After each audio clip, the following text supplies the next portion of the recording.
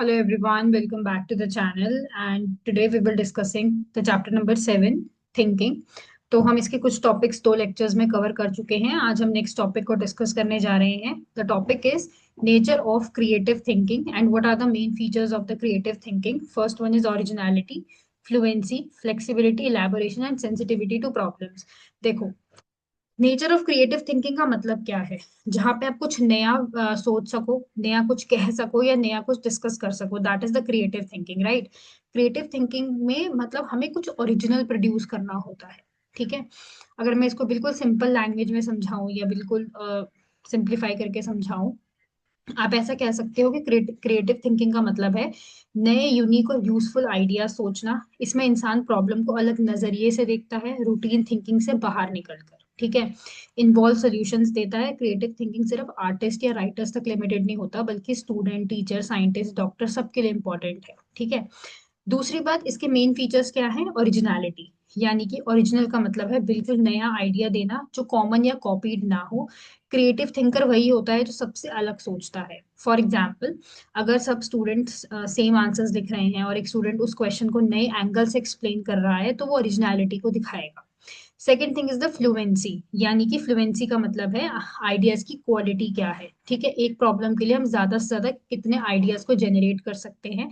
यहाँ क्वालिटी से पहले आती है क्वांटिटी। देखो, एग्जाम्पल के तौर पे एक स्कूल को बेटर कैसे बनाया जा सकता है। अगर कोई स्टूडेंट 2 आइडियाज देता है और कोई 10 आइडियाज देता है, तो दूसरा स्टूडेंट ज्यादा फ्लुएंट माना जाएगा। ठीक है, third one is your flexibility, यानी कि सोच में आपके कितने एक फ्लेक्सिबिलिटी है, यानी कि अलग अलग कैटेगरीज या अप्रोचेस से सोच पाना। तो क्रिएटिव थिंकर एक ही डायरेक्शन में अटकता नहीं है, बल्कि सोच के बदलता रहता है ना। तो एक प्रॉब्लम को कभी सोशल एंगल से, कभी इकोनॉमिक एंगल से, कभी इमोशनल एंगल से देखना, दैट इज द फ्लेक्सिबिलिटी। फिर आता है आपका इलेबोरेशन, यानी कि आइडिया को डिटेल में डेवलप करना। इलेबोरेशन का मतलब होता है आइडिया को सिर्फ बोलना नहीं होता, बल्कि उसे डिटेल में एक्सप्लेन और एक्सपैंड करना। एग्जाम्पल के तौर पे ये कहना, लाइब्रेरी होनी चाहिए, तो डिटेल देना, यानी कि लाइब्रेरी में डिजिटल बुक्स, रीडिंग कॉर्नर्स और डिस्कशन रूम्स होने चाहिए। ठीक है, fifth one is the sensitivity to problems, यानी कि प्रॉब्लम को जल्दी पहचानना। ठीक है, तो इसका मतलब ये होता है कि छोटा या छुपा हुआ कोई भी प्रॉब्लम है उसको नोटिस कर पाना। ठीक है, जिनको बाकी लोग इग्नोर कर देते हैं। ठीक है, तो क्रिएटिव थिंकर पहले प्रॉब्लम को पहचानता है, फिर सॉल्यूशन देता है। एग्जाम्पल के तौर पे अगर एक स्टूडेंट नोटिस करता है कि स्टूडेंट पढ़ाई में इंटरेस्ट नहीं ले रहा और सोचता है क्यों, तो ये प्रॉब्लम की सेंसिटिविटी है। ठीक है, तो व्हाट इज द कंक्लूजन? देखो, क्रिएटिव थिंकिंग एक डायनेमिक और पावरफुल मेंटल एबिलिटी है जो इंसान को नई आइडियाज, बेटर सॉल्यूशंस और इनोवेटिव थिंकिंग में मदद करता है। ठीक है, ओरिजिनलिटी, फ्लुएंसी, फ्लेक्सिबिलिटी, इलैबोरेशन और सेंसिटिविटी टू प्रॉब्लम्स, ये सब मिलकर एक इंसान को क्रिएटिव थिंकर बनाते हैं। ठीक है, ये तो हो गया। Next is lateral thinking and what are the key characteristics of lateral thinking and what are the examples? देखो, अब लेटरल थिंकिंग का मतलब क्या है? जहां पे आप थिंकिंग को डिफरेंट और अनकन्वेंशनल वे में लेकर जाएं। ठीक है, मतलब एक प्रॉब्लम को सीधे, यानी कि लॉजिकल या फिर वर्टिकल तरीके से नहीं, बल्कि अलग और क्रिएटिव तरीके से सॉल्व करना। इस कॉन्सेप्ट को एडवर्ड डी बोनो ने दिया था। इसमें उन्होंने, मतलब ये आप ये कह सकते हो, इसमें हम रूटीन थिंकिंग से हटकर एजम्पशंस को तोड़कर नए सॉल्यूशंस को ढूंढते हैं। ठीक है, तो वर्टिकल थिंकिंग में हम स्टेप बाय स्टेप एक ही डायरेक्शन में सोचते हैं। ठीक है, जबकि लेटरल थिंकिंग में हम व्हाई नॉट और व्हाट इफ जैसे क्वेश्चंस को भी पूछते हैं। ठीक है, अब इसके की कैरेक्टरिस्टिक्स क्या हैं? देखो, ब्रेकिंग द एजम्पशंस, यानी कि पुरानी मान्यताओं को तोड़ना। तो लेटरल थिंकिंग में हम ये नहीं मानते कि चीजें हमेशा एक ही तरीके से होती हैं, हम एग्जिस्टिंग एजम्पशंस को चैलेंज करते हैं। फॉर एग्जाम्पल, पेन का यूज सिर्फ लिखने के लिए होता है। ठीक है, अब पेन का यूज बुक मार्क, पॉइंटर या फिर हेयर बन के लिए भी यूज हो सकता है। ठीक है, second thing, looking at the problem, मतलब कि नए एंगल से प्रॉब्लम को समझना। ठीक है, तो लेटरल थिंकर प्रॉब्लम को एक ही एंगल से नहीं, बल्कि मल्टीपल पर्सपेक्टिव से देखता है। फॉर एग्जाम्पल, ट्रैफिक जैम का सोल्यूशन सिर्फ रोड वाइडन करना नहीं है, बल्कि वर्क फ्रॉम होम और इवन सिस्टम या फिर कार पुलिंग भी हो सकता है। ठीक है, third one is your non logical. देखो, अनयूजुअल सोच, तो इसमें सॉल्यूशन हमेशा ट्रेडिशनल या फिर लॉजिकल सीक्वेंस फॉलो नहीं करता, बल्कि आउट ऑफ द बॉक्स होता है। जैसे मान लो कि होटल में गेस्ट को ज्यादा देखकर, मतलब कि जो होटल है, होटल में गेस्ट को ज्यादा देर तक रोकने की बजाय एयरपोर्ट लॉन्जेस जैसे शॉर्ट स्टे रूम्स में बिठा, मतलब आइडिया देना चाहिए कि आप वहां बैठिए।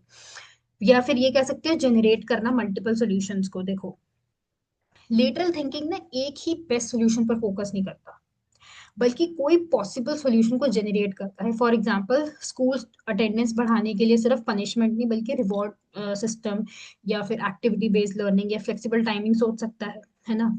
सॉल्यूशन तो निकालना है। या फिर रैंडम क्रिएटिविटी। देखो, कभी कभी ना लेटरल थिंकिंग में रैंडम वर्ड या सिचुएशन का यूज करके हम नए आइडियाज निकाल निकाल सकते हैं। अब एक प्रोडक्ट का नाम रैंडम चीजों से इंस्पायर होना, जैसे एप्पल कंपनी। तो ये सारी चीजें क्या है, रैंडमनेस है। तो आप एग्जाम्पल के तौर पे कैसे समझ सकते हो? देखो, कैंडल वॉल पर कैसे चिपकाएं, प्रॉब्लम है ये। अब नॉर्मल यार ग्लू या टेप से चिपका लेते, नॉर्मल इंसान तो यही सोचेगा। बट लेटरल थिंकिंग क्या बोलेगी, मैच बॉक्स को वॉल पर पिन करो और कैंडल को उसी बॉक्स पर रख दो। या फिर आप ऐसे भी कह सकते हो कि प्रॉब्लम ले सकते हो, जैसे कि देखो जैसे बच्चे पढ़ाई में इंटरेस्ट नहीं ले रहे हैं, है ना। तो लेटरल सोल्यूशन क्या होगा, गेमिफिकेशन, क्विजेज, रोल प्ले या फिर स्टोरी टेलिंग का यूज करना। तीसरा आप एग्जाम्पल ऐसे ले सकते हो, रेस्टोरेंट में कस्टमर्स कम आ रहे हैं, तो लेटरल थिंकिंग क्या होगी, थीम बेस्ड कैफे रखते हैं, लाइव म्यूजिक रख लेते हैं, या फिर इंस्टाग्राम फ्रेंडली डेकोर रख लेते हैं, जिससे कि मतलब लोग फोटोज भी क्लिक करें और आके अपना खाना भी इंजॉय कर पाए, है ना।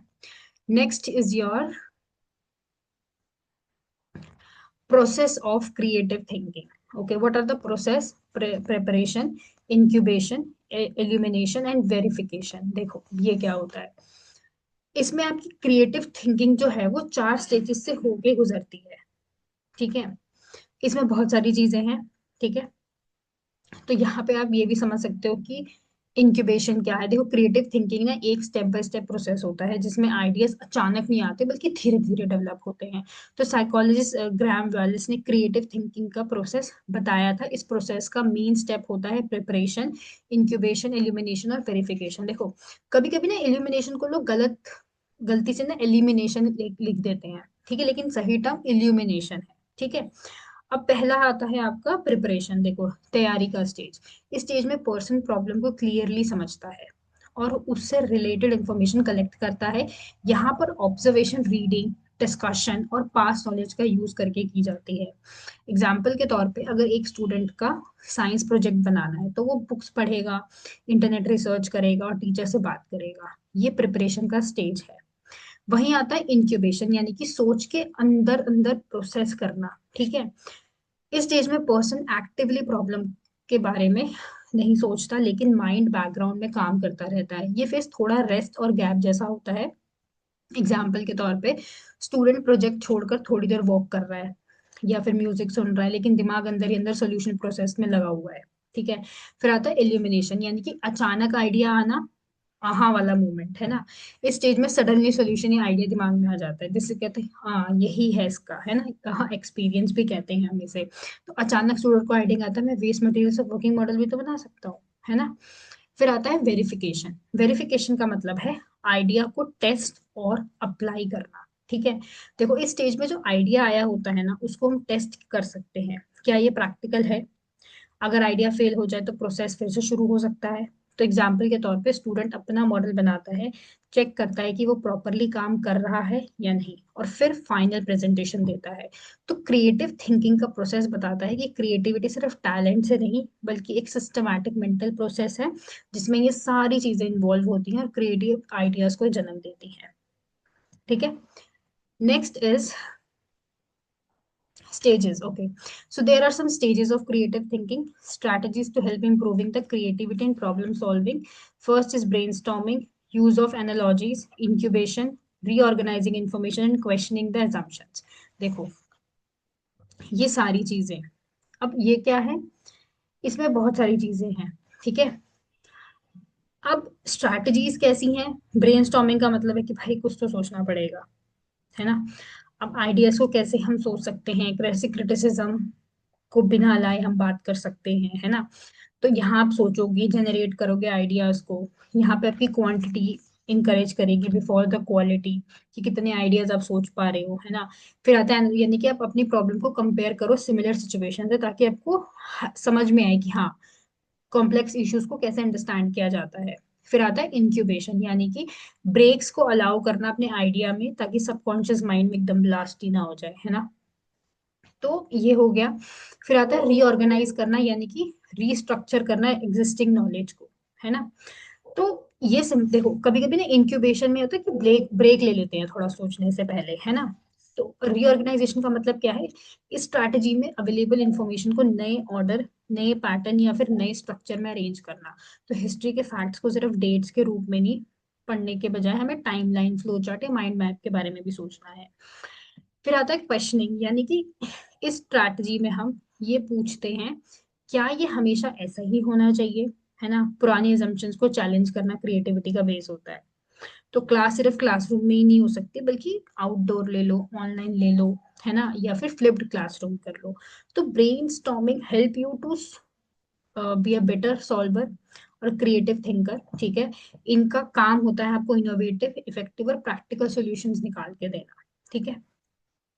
तो this is all about this chapter. अभी हमारा, आई थिंक, इसके थोड़े से टॉपिक्स और, एक एक लेक्चर और है इसका, जिसमें I will share some topic with you, and after that we will discussing some important questions of this chapter. Okay, so till then, bye bye everyone. And if you really thought this YouTube channel will help you, you can subscribe the channel for the upcoming updates. So bye everyone.